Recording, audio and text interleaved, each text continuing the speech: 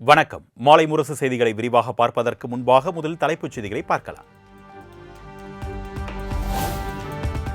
எதையுமே விமர்சன பார்வையோடு அணுகி தமிழ்நாட்டை பண்படுத்தியுள்ளது திராவிட இயக்கம். பன்னாட்டு புத்தக திருவிழாவில் முதலமைச்சர் மு.க.ஸ்டாலின் பெருமிதம். பழமைகளை பொசுக்கின திராவிட இயக்கம் தமிழ்நாட்டை பண்படுத்திச்சு இருக்கிறது. நம்ம திராவிட மாட மொழி குடும்பத்தை சார்ந்த சிறுபான்மை சமூகத்தை சார்ந்த பிற்போக்குத்தனங்களை எதிர்க்கிற எதையும் கேள்வி கேட்டு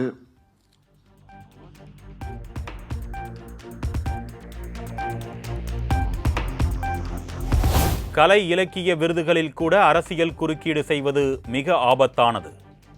2025ஆம் ஆண்டுக்கான சாகித்ய அகாடமி விருதுகள் ரத்து செய்யப்பட்டதற்கு முதலமைச்சர் மு.க.ஸ்டாலின் கண்டனம்.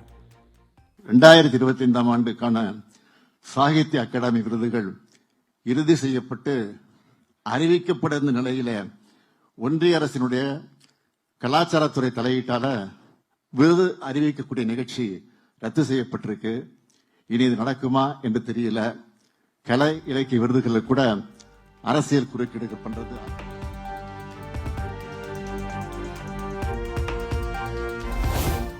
புத்தக வாசிப்பு மூலம் தமிழ்நாட்டில் உள்ள ஒவ்வொரு வீடுகளிலும் அறிவித்தி பரவ வேண்டும். சென்னையில் நடைபெற்ற பன்னாட்டு புத்தக திருவிழாவில் முதலமைச்சர் மு.க.ஸ்டாலின் பேச்சு. வாசிப்பு மூலமாக தமிழ்நாட்டில் இருக்கிற ஒவ்வொரு வீட்டிலையும் அறிவித்தி பரவ வேண்டும் என்று ஏராளமான முன்னெடுப்புகளை நம்ம திராவிட மாடல் அரசு சார்பில்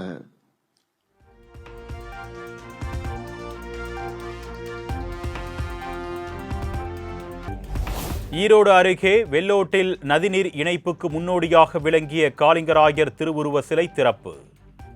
காணொலி வாயிலாக திறந்து வைத்து மக்களிடையே உரையாற்றினார் முதலமைச்சர் மு.க.ஸ்டாலின்.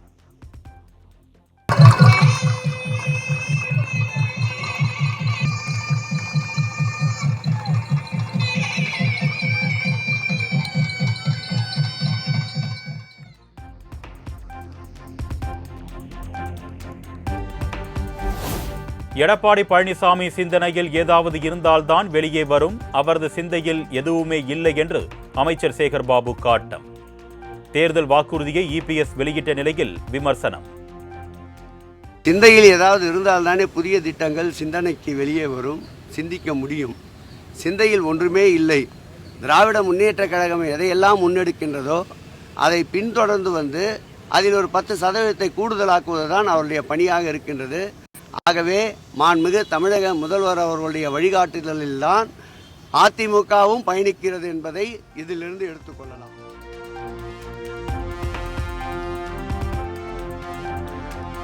பந்திக்கு முந்திக் கொண்டு செல்வதைப் போல அவசரமாக தேர்தல் அறிக்கையை வெளியிட்டுள்ளார் எடப்பாடி பழனிசாமி.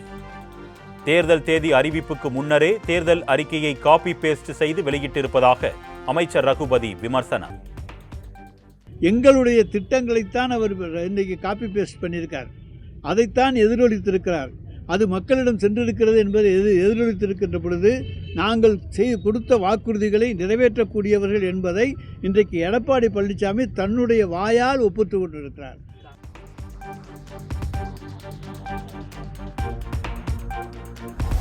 மக்கள் நலத்திட்டங்களுக்கு எப்பொழுதுமே ஒரிஜினல் சொந்தக்காரங்க நாங்கதான் என்று அதிமுக எக்ஸ் தளத்தில் பதிவு.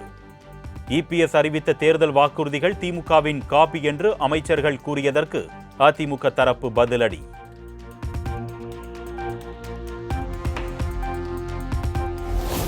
தேசிய ஜனநாயக கூட்டணியில் எந்தெந்த கட்சிகள் இடம்பெறப் போகிறது என்பதை 23ஆம் தேதி பிரதமர் மோடி பங்கேற்கும் பொதுக்கூட்டத்தில் நிச்சயம் தெரிய வரும். அமமுக தேமுதிக இணையுமா என்ற விவரம் விரைவில் தெரிய வரும் என்று பாஜக மாநில தலைவர் நயினார் நாகேந்திரன் பேட்டி. குறிப்பாக என்டிஏல இணையம் இருக்கக்கூடிய கட்சிகளை பற்றி அறிவிப்பும் வெளியிடன்னு சொல்லியிருக்காங்க. ஸோ யாரை எதிர்பார்க்கலாம் சார்? குறிப்பாக டிடிவி தினகரன் இணையறா 23ஆம் தேதி மேடையில் நீங்கள் அதை பார்க்கலாம். எத்தனை மணிக்கு சார் மீட்டிங்? தலைவர்கள் மேடையில் இடம் பெறுவாங்களா? ஆமாம், எல்லா தலைவர்களும் மேடையில் இடம் பெறுவார்.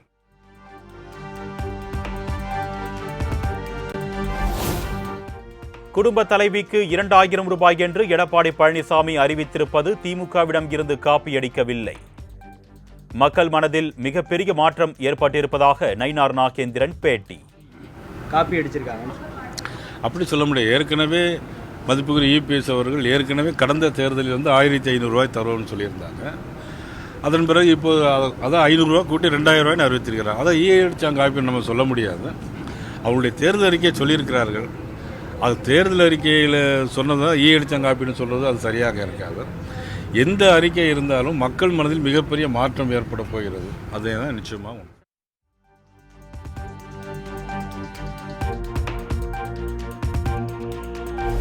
காங்கிரஸ் கட்சியில் இருந்து ஒருபோதும் விலகப் போவதில்லை என்று மாணிக்கம் தாக்கூர் எம்பி திட்டவட்டம். காங்கிரஸில் இருந்து மாணிக்கம் தாக்கூர் விலகப் போவதாக திமுக தொண்டர் கருத்து தெரிவித்த நிலையில் கனவு பலிக்காது கண்ணா, நான் என்றைக்குமே காங்கிரஸ்காரன் தான் என்றும் பதில்.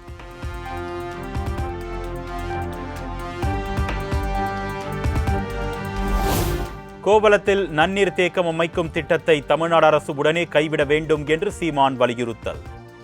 பயன்பாட்டில் உள்ள நீர்த்தேக்கங்களில் கழிவுநீர் குப்பை கலக்காமல் வழிவகுத்தாலே நீரை சேமிக்க முடியும் என்றும் கருத்து.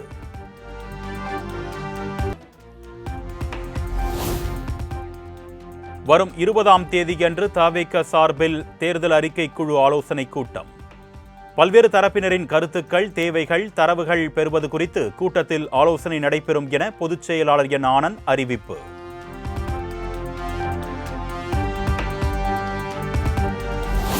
சென்னையில் 100 இடங்களில் காற்றின் தரத்தை அறிவிக்கும் வகையில் டிஜிட்டல் போர்டுகள் அமைப்பு. காற்றின் வேகம், காற்றில் உள்ள தூசுகள், நச்சு வாயு விகிதம், மழையின் அளவு, வெப்பநிலை உள்ளிட்ட 19 தரவுகள் இடம்பெறும் என்று சென்னை மாநகராட்சி அறிவிப்பு.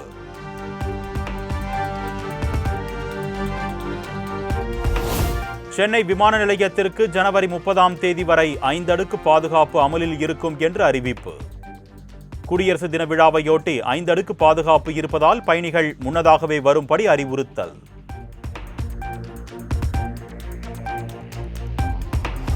ஓசூரில் புதிய விமான நிலையத்தை கட்டுவதற்கான தமிழ்நாடு அரசின் பரிந்துரையை நிராகரித்தது மத்திய அரசு. இந்துஸ்தான் ஏரோநாட்டிக்கல் நிறுவனத்தின் பயிற்சிக்காக பாதுகாப்புத்துறை அனுமதி தர மறுப்பு என தகவல்.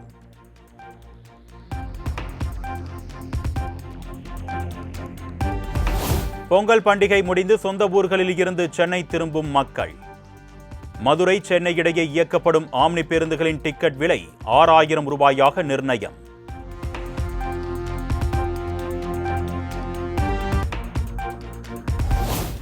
சிவகங்கை மாவட்டம் திருப்பத்தூர் அருகே நெற்குப்பை பகுதியில் நடைபெற்ற மஞ்சு விரட்டு போட்டியில் 16 அடி உயர மாடியில் ஏறிய காளை. மாடியில் இருந்து கீழே குதித்து ஓடிய காளையை கண்டு பதறியடித்த பொதுமக்கள். தம்பி கீழே இறங்கு, தம்பி கீழே இறங்குப்பா, ப்ளீஸ் கீழே இறங்குப்பா, கீழே இறங்குப்பா, நீ இறங்கினாதான் முத்தம் கொடுப்பேன். ஓகே, தேங்க்யூ தேங்க்யூ, கீழே இறங்குங்க.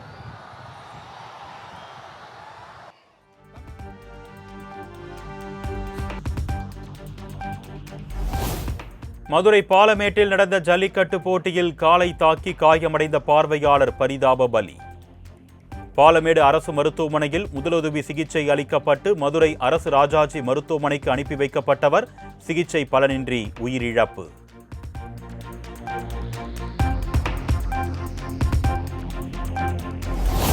சேலம் அருகே தாயை நண்பர்களுடன் சேர்ந்து கொலை செய்து தீ வைத்து எரித்த இளைஞர். தந்தையை விட்டு கள்ளக்காதலனுடன் செல்வதாக கூறியதால் தாயை அடித்துக் கொன்றதாக தகவல்.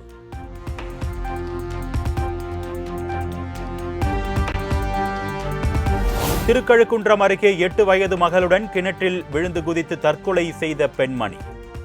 கருத்து வேறுபாடு காரணமாக கணவனை பிரிந்து வாழ்ந்து வந்த நிலையில் மனவேதனையில் விபரீத முடிவு.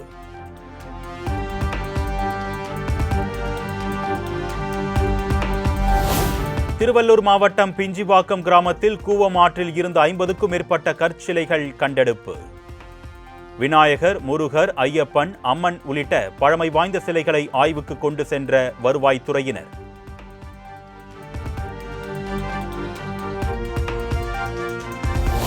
பொள்ளாச்சி அருகே ஆனைமலையில் உள்ள மாசாணியம்மன் கோவிலில் குண்டம் திருவிழா கோலாகலம். ராஜகோபுரம் முன்பு மேலதாளம் முழங்க கொடியேற்றப்பட்ட நிலையில் ஆயிரக்கணக்கான பக்தர்கள் மனமுருகி சாமி தரிசனம்.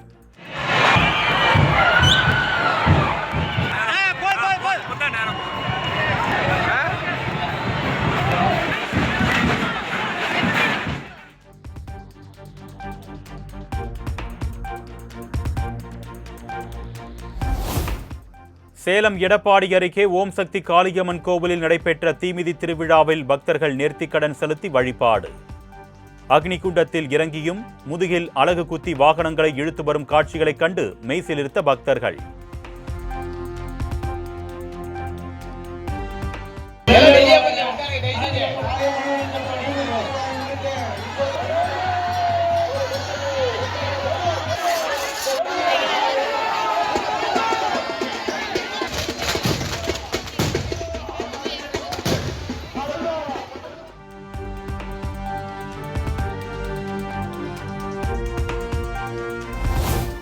பொங்கல் பண்டிகை உள்ளிட்ட தொடர் விடுமுறையை முன்னிட்டு பழனி தண்டாயுதபாணி கோவிலில் குவிந்த பக்தர்கள் 5 மணி நேரமாக நீண்ட வரிசையில் காத்திருந்து சாமி தரிசனம்.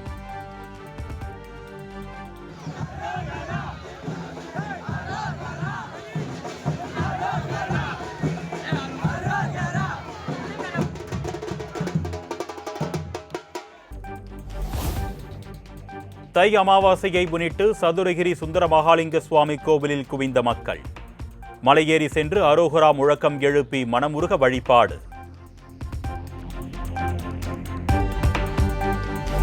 தை அமாவாசை தினத்தை முன்னிட்டு ராமேஸ்வரம் உள்ளிட்ட முக்கிய ஸ்தலங்களில் குவிந்த ஆயிரக்கணக்கான மக்கள் நீர்நிலைகளில் புனித நீராடி முன்னோர்களுக்கு தர்ப்பணம் கொடுத்து வழிபாடு.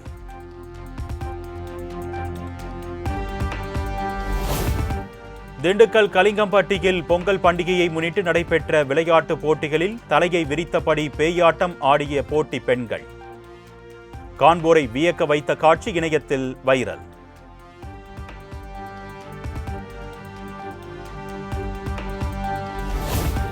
தொடர் விடுமுறையை முன்னிட்டு கொடைக்கானலில் குவிந்த சுற்றுலா பயணிகள். பாம்பார்புரம் பகுதிகளில் வாகனங்கள் அணிவகுத்து நின்றதால் கடும் போக்குவரத்து நெரிசல்.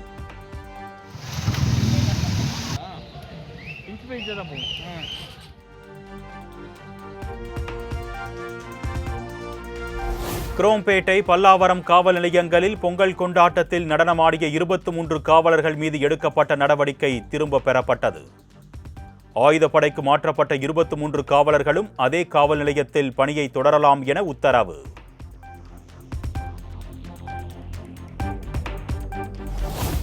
திருச்சி மாவட்டம் முசிறி அருகே நடைபெற்ற பொங்கல் விழாவில் ஏற்பட்ட மோதலில் கூலி தொழிலாளி அடித்து கொலை. வழுக்கு மரம் ஏறும் போட்டியில் இரு தரப்பினரிடையே மோதல் எழுந்த நிலையில் குற்றவாளிகளை கைது செய்ய கோரி உயிரிழந்தவர்களின் உறவினர்கள் போராட்டம் நடத்தியதால் பரபரப்பு.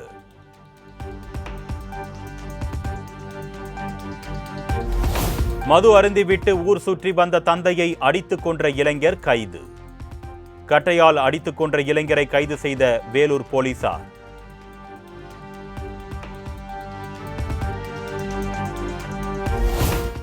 பரமக்குடியில் இமானுவேல் சேகரன் விழாவில் பாதுகாப்பு பணியில் ஈடுபட்ட பெண் காவலரை வீடியோ எடுத்த எஸ்எஸ்ஐ கைது.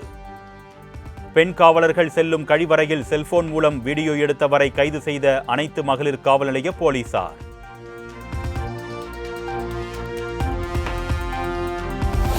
திருத்தணி மதுவிலக்கு அமல் பிரிவு காவல் நிலையத்தை பூட்டு போட்டுவிட்டு ஓட்டமெடுத்த போலீசார். காவலர்கள் பற்றாக்குறை நிலவி வருவதாக கூறப்பட்ட நிலையில் புகார் அளிக்க முடியாமல் பொதுமக்கள் அவதி.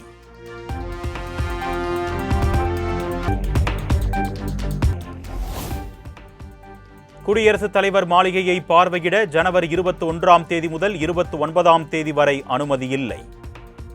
குடியரசு தின விழா அணிவகுப்பு மற்றும் வீரர்கள் பாசறை திரும்பும் நிகழ்வு நடைபெறவுள்ளதால் பொதுமக்களின் பார்வைக்கு அனுமதி மறுப்பு.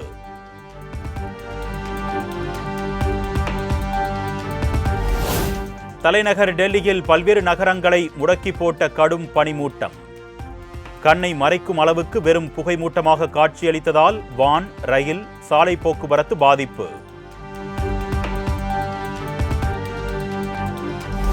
இபிஎஃப் பணத்தை நேரடியாக யுபிஐ மூலம் வங்கிக் கணக்கில் பெறும் வசதியை ஏப்ரல் மாதத்தில் அறிமுகப்படுத்த இபிஎஃப்ஓ திட்டம். ஒட்டுமொத்த தொகையில் 25% குறைந்தபட்ச இருப்பு போக மீதமுள்ள தொகையை 100% முழுமையாக எடுக்க முடியும் என எதிர்பார்ப்பு.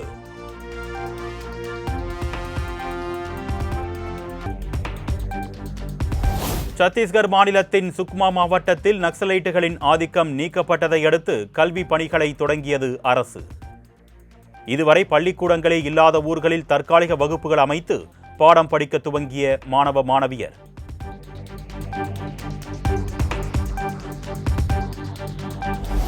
உத்தரகாண்டின் ஹரித்வாரில் உள்ள விஷ்ணு படித்துறை பகுதியில் இந்து அல்லாதவர்களுக்கு அனுமதி இல்லை என்ற பதாகை வைக்கப்பட்டதால் சர்ச்சை. சமாஜ்வாதி கட்சி தலைவர் அகிலேஷ், ஏஐஎம்ஐஎம் கட்சியின் தலைவர் அசாதுதீன் ஓவைசி உள்ளிட்டோர் கடும் கண்டனம்.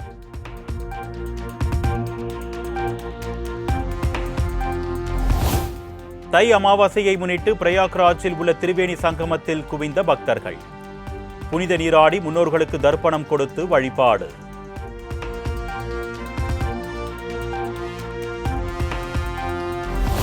மாமல்லபுரத்தில் உருவாக்கப்பட்ட 33 அடி உயர பிரம்மாண்ட சிவலிங்கம் பீகாரில் நிறுவல்.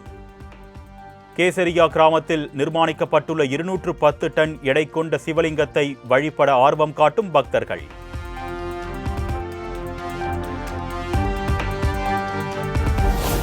ஹரியானா மாநிலம் மேவாட் அருகே நூக் பகுதியில் 5 வாகனங்கள் ஒன்றுடன் ஒன்று மோதியதில் தீ விபத்து. பேருந்தின் ஓட்டுநர், நடத்துனர் ஆகிய 2 பேரும் தீயில் கருகி உயிரிழந்த பரிதாபம்.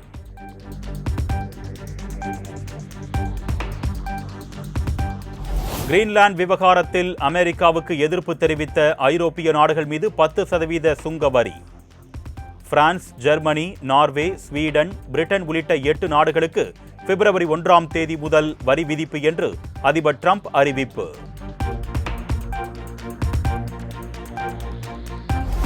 அமெரிக்க அதிபர் ட்ரம்பின் வரி விதிப்பு அச்சுறுத்தல்களை ஏற்றுக்கொள்ள முடியாது என்று பிரான்ஸ் அதிபர் மேக்ரான் திட்டவட்டம்.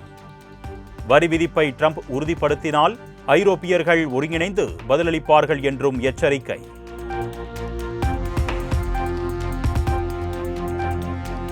திருவண்ணாமலை அண்ணாமலையார் கோவிலில் நடிகர் ரவி மோகன் தனது தோழி கெனிஷாவுடன் சாமி தரிசனம். ரவி மோகன், கெனிஷாவுக்கு கோவில் நிர்வாகத்தினர் மாலை அணிவித்து சிறப்பு மரியாதை.